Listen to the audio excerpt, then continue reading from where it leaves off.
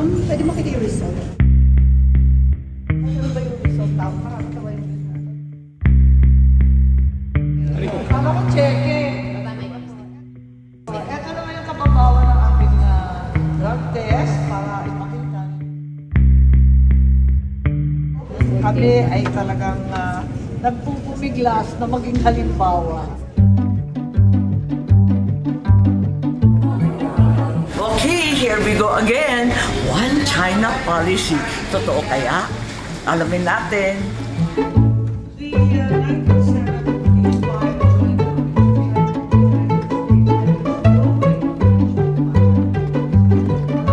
Yung Taiwan Straits po napakalapit sa Ilocos. Kaya talagang, kumbaga, personal to sa amin. So, meron tayong mga iba't iba pang kumikikil, mga alas 11. Kaya... Ako, blockbuster ng Senado.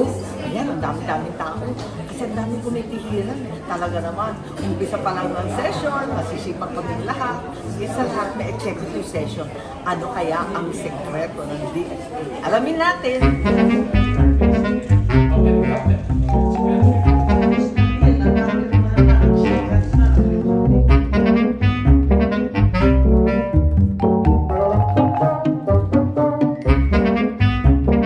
Ano ba ito? Hindi natin kaya ang China, hindi natin kaya ang US. Ano ba ito? Suko na lang tayo mga Pilipino. Sobrang kawawa na natin. Punta na nga muna tayo sa isang good news.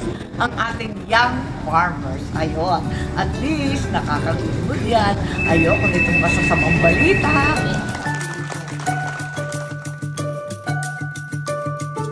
Kita nila abroad, nakita natin ang mga cowboy ng Bukidnon. Season 5 na po tayo.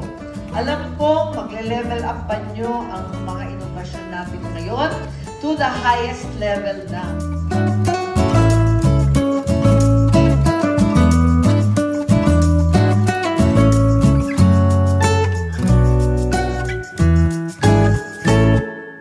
Kala ko cheque. Ito naman yung kababawan ng aking drug test para ipakita na dito sa Senado, kami ay talagang nagpupumiglas na maging halimbawa.